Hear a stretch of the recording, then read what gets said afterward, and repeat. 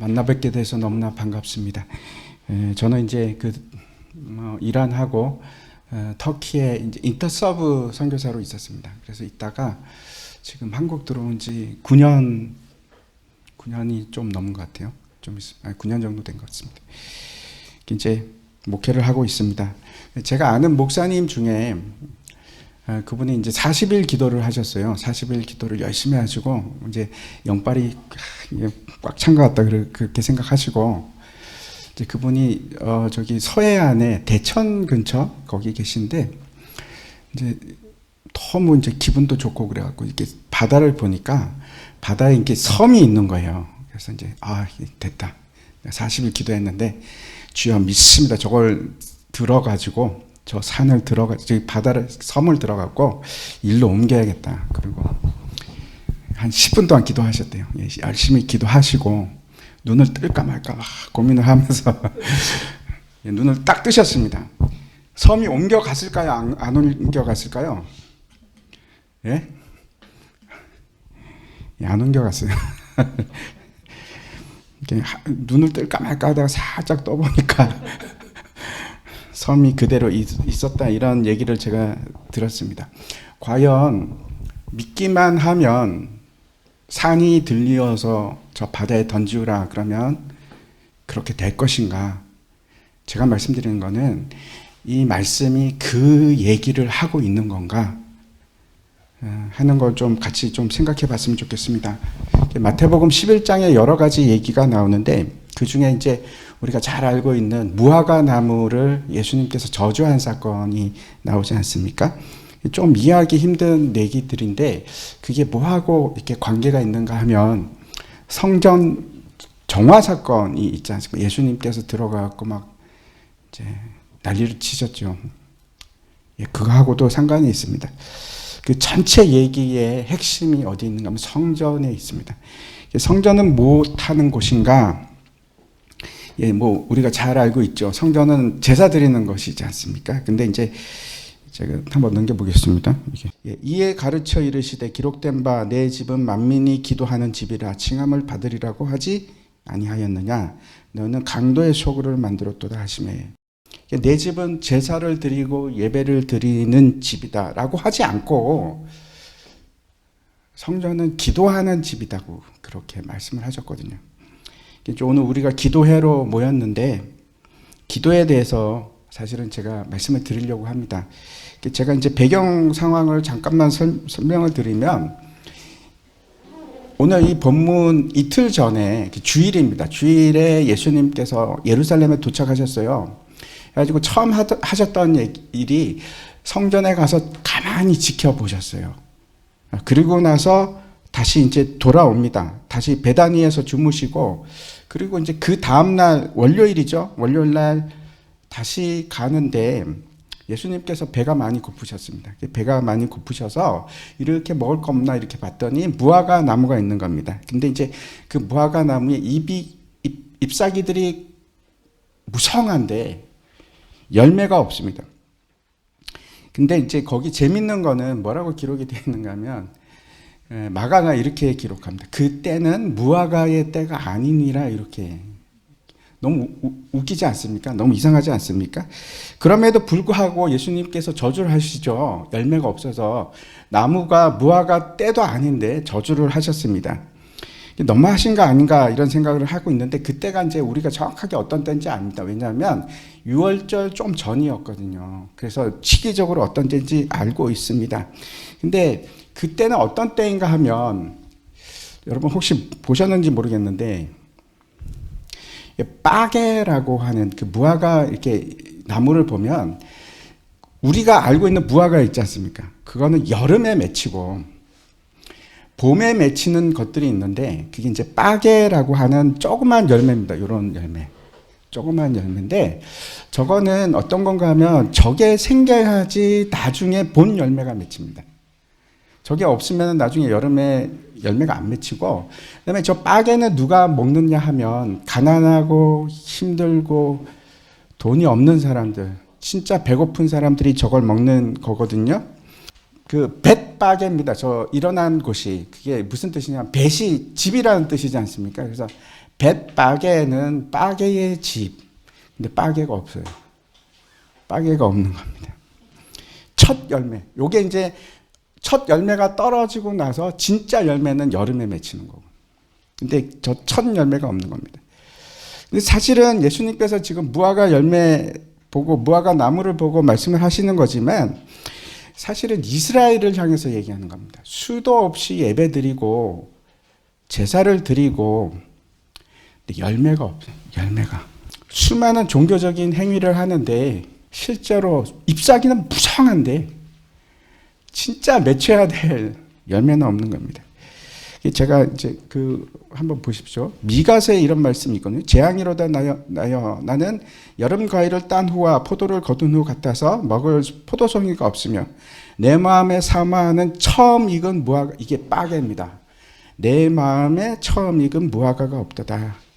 하나님께서 찾으시는 것이 첫 열매인데, 처음 익은 무화과 열매인데 그게 없어요. 하나님께서 찾으시는 자들이 이런 겁니다. 무성하게 잎이 자란 나무가 아니고 열매가 맺히는 거예요. 열매가 맺히는 거예요. 그래서 그 다음에 잘 아시죠? 예수님께서 이제 성전에 들어가서 막 다 뒤집어 엎으십니다. 세 가지를 하셨는데 매매하는 거 못하게 하셨고 그 다음에 상을 뒤집어 엎으셨죠. 그리고 의자가 있는데 그것도 이렇게 둘러 엎어버리셨습니다. 야, 예수님 왜 이렇게 과격하시나 라고 혹시 생각하십니까? 저도 어릴 때는 그렇게 생각했거든요. 이거 보면서 좀 무시무시하다, 뭐 이런, 예수님 좀 성격이 좀 그런 것 같아. 이런 생각도 제가 한 적이 있는데 잘 몰라서. 근데 저거는 마치 구약의 선지자들이 행위로 예언을 하듯이 저는 예언하신 겁니다. 예수님께서. 나중에 티투스라는 장군이, 로마 장군이 AD 70년 와서 예루살렘을 진짜 그렇게 만들어버려요. 성전에서 일어날 일을 행위로 보여주신 겁니다. 우리가 주목했으면 하는 것은 예수님께서 내 집은 만민의 기도하는 집이라 하는 그 이사야 말씀을 인용한 건데 당시 사람들의 생각으로는 좀 이해하기 힘든 겁니다. 성전이 모든 민족이 기도하는 집이라니, 아니 유대인들이 기도하는 곳이 성전인데 모든 민족이, 근데 여기서 끝나지 않죠. 이제 얘기가 여기서 끝나지 않고 그 다음 날 다시 예수님께서 예루살렘으로 똑같은 길로 가는데 무화과 나무가 예수님께서 저주하셨는데 그 다음 날 딱 보니까 말라버렸잖아요. 그래서 베드로가 묻습니다. 라삐여 보소서, 저주하신 무화과 나무가 말랐나이다. 그때 예수님께서 너무 중요한 말씀을 하십니다. 예수께서 그들에게 대답하여 이르시되 하나님을 믿으라. 내가 진실로 너에게 이르노니 누구든지 이 산들러 들려 바다에 던져지라 하며 그 말하는 것이 이루어질 줄 믿고 마음에 의심하지 않으면 그대로 되리라. 베드로가 예수님께 어떻게 해서 무화과 나무가 말라버렸습니까? 라고 묻는 거잖아요. 근데 대답이 이상하지 않습니까? 하나님을 믿으라 그래요. 하나님을 믿으라. 도대체 무슨 얘기인데? 왜 무화과 나무가 말라버렸냐고 물어봤는데 예수님은 하나님을 믿으라고 왜 그런 말씀을 하실까요? 왜 그런가 하면 성경 전체를 통해서 하나님께서 말씀하시는 것이 있어요. 그게 뭔가 하면 무화과 나무는 말라버릴 거라는 겁니다. 성경이 얘기하는 거예요. 그 저주는 성경의 예언입니다. 예수님께서 그 저주가 화가 나서 한 게 아니라 성경의 예언을 보여주신 거예요. 로마서 말씀 한번 볼까요? 로마서 말씀 한번 보십시오. 제가 읽어볼게요. 또 다윗이 이르되 그들의 밥상의 올무와 덫과 거치는 곳과 부엉이 되게 하시옵고 그들의 눈은 흐려보지 못하고 그들의 등은 항상 굽게 하옵소서 하였느니라. 그러므로 내가 말하노니 그들이 넘어지기까지 실족하였느냐? 그럴 수 없느니라. 그들이 넘어짐으로 구원이 이방인에게 이르러 이스라엘로 시기나게 함이니라. 그들의 넘어짐이 세상의 풍성함이 되며 그들의 실패가 이방인의 풍성함이 되거든 하물며 그들의 충만함. 이 이스라엘에 넘어지는 것은 언제부터 예언이 되었는가 하면 다윗 왕 때부터 예언이 됐습니다. 무화과 나무는 말라버리리라는 것을 다윗 때부터 얘기를 하셨어요. 근데 더 놀라운 게 있어요. 무화과 나무가 말라야지만 이방이 풍성하게 돼요. 이방인의 부유함이 어디서부터 시작되는가 하면 무화과 나무가 마르는 사건부터 시작해요. 이게 얼마나 이게 놀랍고 은혜가 되는 말씀인가 하면 우리가 예수를 믿고 중동 선교회로 모이고 선교사를 파송하고 또 그걸 위해서 기도하고 하는 게 다 다윗과 솔로몬의 예언 중에 들어있는 거예요. 만민이 성전에서 기도하리라. 솔로몬의 기도가 응답이 돼서 그런 겁니다.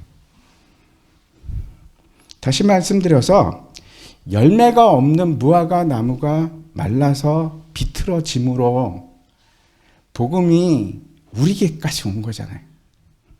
이방으로 향하고 그리스도의 몸된 교회가 만민을 향하게 된 이유가 여기서부터, 그리고 만민이 기도할 것이다. 그 얘기를 하시는 겁니다. 무엇을 위해서? 뭘 위해서 기도하라 하는 건가? 답이 여기 있습니다. 보십시오. 내가 진실로 너에게 이르노니 누구든지 이 산들러 들리워 바다에 던져지라 하며 그 말하는 것이 이루어질 줄 믿고 마음에 의심하지 아니하면 그대로 되리라. 그러므로 내가 너에게 말하노니 무엇이든지 기도하고 구하는 것은 받은 줄로 믿으라. 그리하면 너에게 그대로 되리라. 만민들이 믿음으로 기도를 해야 되는데 그 기도가 어떤 기도인가? 이 기도가 도대체 이게 무슨 얘기일까요? 성경에 있어요. 이사야서에 저 얘기가 나옵니다. 제가 한번 보겠습니다. 너희 하나님이 이르시되 너희는 위로하라. 내 백성을 위로하라. 너희는 예루살렘의 마음에 닿도록 말하며 그것에게 외치라. 그 노역의 때가 끝났고 그 죄악의 사함을 받았느니라. 그의 모든 죄로 말미암아 여호와의 손에서 벌을 배나 받았느니라 할지니라 하시니라. 골짜기마다 도두어지며 산마다 언덕마다 낮아지며 고르지 아니한 곳이 평탄하게 되며 험한 곳이 평지가 될 것이요 여호와의 영광이 나타나고 모든 육체가 그것을 함께 보리라. 이는 여호와의 입이 말씀하셨느니라. 이스라엘 백성들이 이제 복역의 때가 끝나고 그 페르시아, 이란, 제가 이란에 있었거든요. 그 이스라엘 백성들이 출발하는 그 원점에 제가 살았습니다. 수산성 근처에서 살았습니다. 그 갈대아 우르에서 굉장히 가깝습니다. 포로에서 돌아오고 하나님의 대로가 평탄케 되는데 그 길이 골짜기가 막 메워지고 산이 깎이고, 그래서 그 하나님의 백성들이 가는 길이 평탄하게 되는 거예요. 근데 이게 어떻게 된다고? 이게 시온의 대로입니다. 이게 시온의 대로인데 이게 어떻게 된다고 말씀하시는 거예요? 오늘 마가복음에서 예수님께서 뭐라고 하십니까? 이 산이 들려서 바다를 메꾸는 일이 뭘로 된다고 얘기하세요? 기도로. 하나님의 예언의 말씀이 결국 기도로 이루어진다는 겁니다. 시작은 저주죠. 예수님께서 무화과 나무를 저주하는 것으로 시작하셨는데 그 끝은 사실은 놀라운 영광의 얘기입니다. 만민의 기도하는 집이 세워지고 그 기도로 말미암아서 하나님의 역사들이 막 일어나고 예수 그리스도의 길이 예비가 되는 거예요. 평탄케 되는. 바다가 메꿔지고 산이 깎여서. 뭘로? 기도로. 시편 말씀, 제가 시온의 대로가 그냥 성경에 나오는 얘기인 줄 알았더니 제가 이란에 가보니까 진짜로 있어요. 주께 힘을 얻고 그 마음에 시온의 대로가 있는 자는 복이 있나이다. 그들이 눈물 골짜기로 지나갈 때 그곳에 많은 샘이 있을 것이며 이른 비가 복을 취해 주나이다. 그 시작이 이제 제가 살던 거긴데 고레스 왕 말고 다리오 왕이 굉장히 사실 페르시아 제국을 제일 융성케 했던 사람이 다리오 왕입니다. 근데 다리오가 했던 일이 있습니다. 세계 최초로 고속도로를 닦았어요. 왜냐하면 제국이 너무 커서 수산성부터 저 터키 이즈미르까지 여기 몇 개가 있었냐면 127개가 있었어요. 어마어마하죠. 그 대로가. 근데 그 대로 중에 하나가 시온의 대로입니다. 왕의 대로라고 하는 지금 그 지진 난 데 있지 않습니까? 그쪽으로 이렇게 해서 내려가는 길이에요. 그래서 그게 어디까지 가느냐? 예루살렘까지 갑니다. 이스라엘의 그 포로들이 그 길을 따라서 페르시아에서 예루살렘까지 갔어요. 근데 여기 그대로 그걸로 끝나지 않죠. 이게 성경은 마치 산이 중첩되어 있는 것처럼 이게 우리가 잘 압니다. 아까 위로하라, 위로하라, 내 백성을 위로하라. 이게 내가 내 길을 예비하라. 누구 얘기였습니까? 알고 봤더니 첫 번째는 포로에게 얘기한 얘기였는데 두 번째는 세례 요한의 얘기였습니다. 그렇죠? 세례 요한이 예수님의 길을 예비하는 거예요. 우리도 똑같아요. 우리는 어떤 사람들인가 하면 그 시온의 대로를 예비하는 사람. 누구를 위해서? 오실 메시아를 위해서. 그래서 수많은 선교사들이 뭘 하고 있는가 하면 그 대로를 닦는 거예요. 주의 길을 예비하기 위해서. 그리고 그 길이 그 선교사들을 통해서 이루어지는 게 아니고 예수님께서 오늘 본문에서 뭐라고 하시냐면 믿음의 기도로 이루어진다. 믿음의 기도로. 중동에서 가장 폭발적인 부흥이 일어났던 곳이 이란입니다. 저는 그 부흥을 경험했습니다. 너무 감사하죠. 아무도 지금 이란에 예수 믿는 사람이 몇 명이나 되는지 잘 모릅니다. 네. 추측하면 저는 한 200만 명 정도. 어마어마하죠. 그 매년 한 2년에 한 번씩 다 잡아갑니다. 근데 그러면 잡혀가면 들풀처럼 다시 쫙 일어나요. 예수 믿는 사람들. 끝이지 않아요.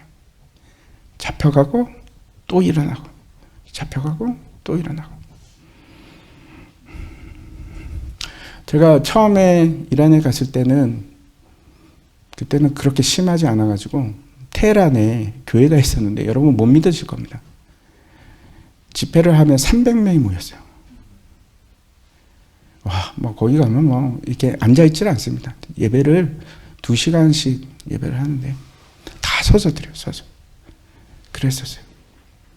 지금은 그거 다 문 닫았습니다. 다 문 닫고 지금은 지상교회 하나도 없고 전부 다 지하교회, 다 가정교회로 다 바뀌었습니다. 저도 거기서 이제 교회를 했었는데 자말이라는 친구하고 둘이서 같이 우리 집에서 교회를 시작했거든요. 저는 어버던이라는 저 남부에 살았습니다. 우리 교인이 17명이었어요. 그때 이제 우리가 나누었던 말씀 중에 하나가 마태복음 10장. 거기 보면 너희가 나로 말미암아 총독들과 왕들에게 끌려갈 것이나 두려워하지 말라. 내가 할 말을 주리라. 내 가족이 원수라. 거기서 그 다 무슨 뜻인지 제가 다 겪었는데 하여튼 제가 이제 간단하게 말씀드리면은 우리가 잡히기 이틀 전에 밤에 그 친구가 찾아왔어요. 그러면서 제 이름이 이제 정민인데 이제 정이라고 부릅니다. 난 순교할 이제 결심이 섰어. 난 순교할 수 있어. 그러면서 저보고 가족을 맡아달래요. 제가 무슨 수로 가족을 맡습니까? 그 이틀 뒤에 잡혔습니다. 잡히고 나서 그때 읽었던 게 너희가 사람들 앞에서 내 이름을 시인하면 나도 하나님 아버지 앞에서 너희를 시인하리라. 그 얘기를 다 읽었거든요. 네, 그 자말이 3일 만에 예수님 부인했습니다. 17명 있었거든요, 우리가. 17명 중에서 예수님 안 부인한 사람이 몇 명이었을까요? 맞춰보십시오. 한 명밖에 없었어요. 나머지 다 예수님 부인했어요. 이란은 아시죠? 거기는 이제 법상으로는 개종하면은 사형입니다. 저도 잡혀갔는데 너무너무 무서웠어요. 너무너무 무섭더라고요. 제가 거기 있으면서 우리 교인들 이제 너무 미안하더라고요. 나 때문에 고생 많이 했어요. 한 친구는 맞아가지고 막 얼굴이 막 이렇게 보여요. 제가 이제 거기 있는데 이제 뭐 한 달 정도 조사받았습니다. 한 달 정도 조사받고 그리고 이제 추방을 당했는데 추방 당하기 전에 하나님 저한테 너무 감사하더라고요. 저한테 주신 거 아니고 우리 아내한테 주시고, 우리 이웃 아줌마가 있었는데 밤에 또 찾아왔고 자기한테도 똑같은 얘기를 하고. 근데 그 얘기가 뭔가 하면 세 가지. 여기까지 와서 고맙다. 그리고 두 번째가 수고했다. 그리고 이제 세 번째가 이제 잘 가라. 그렇게 하셨어요. 그리고 한 일주일 후에 우리가 이제 비행기 타고 풀려나고 집으로 왔습니다. 너무 감사하죠. 제가 이제 말씀 마치려고 하는데, 여러분 한국에 있으면 잘 안 느껴지는데, 저도 이제 한국에 있다 보니까 자꾸 느낌이 많이 잘 이렇게 느낌이 오지 않는 것 같아요. 근데 막 일 안에 있을 때 특히 막 하나님께서 일하시는 게 얼마나 급하게 일하시는지 몰라요. 여러분 세월을 아끼십시오. 진짜로 제가 말씀드립니다. 세월을 아끼십시오. 그렇게 멀지 않다고 저는 생각합니다. 하실 일이 있어요. 여기 계신 분들이 하실 일이 있어요. 여러분 뭐 터키 안 가셔도 좋고 어디 안 가셔도 되는데 꼭 하셔야 될 게 있어요. 그거는 나이가 작건 나이가 많건 상관이 없어요. 기도하는 겁니다. 시온의 대로를 위해서. 여러분이 기도를 하면 산이 깎여요. 산이 깎인다고. 여러분이 기도를 하면 도저히 건너갈 수 없을 것 같은 그 바다가 막 메꿔진다니까요. 터키가 정말 힘든 곳인데 거기도 기도하면 산이 깎일 겁니다. 바다가 메워지고. 그게 다시 다 돌아가서 제가 아주 뭐 이게 돌려서 돌아왔는데, 예수님께서 뭘 하셨냐면 무화과 나무를 보고 저주를 하셨는데 거기 열매가 없어서 그래요. 열매가. 그러면서 그때 사실 핵심이 그거예요. 성전은 만민의 기도하는 집이에요. 우리의 열매는 기도라니까요. 기도로 기적을 만들어내는 거예요. 여기서 기도하면 저 중동에서 기적이 일어나. 여기서 기도하는데 아프리카에서 산이 사라지고 그런 일이 일어날 줄 믿습니다. 기억하십시오. 우리는 길을 예비하는 사람들입니다. 평탄케 하는 사람들. 뭘로? 기도로. 자, 잠깐 기도하고 마치도록 하겠습니다. 하나님 아버지 참 감사합니다. 열매 없는 무화과 나무 되지 않게 하여 주시옵소서. 주님 앞에 들고 나갈 열매가 있게 하여 주시옵소서. 우리가 기도하기를 원합니다. 세상을 우리가 뭘로 이기겠습니까?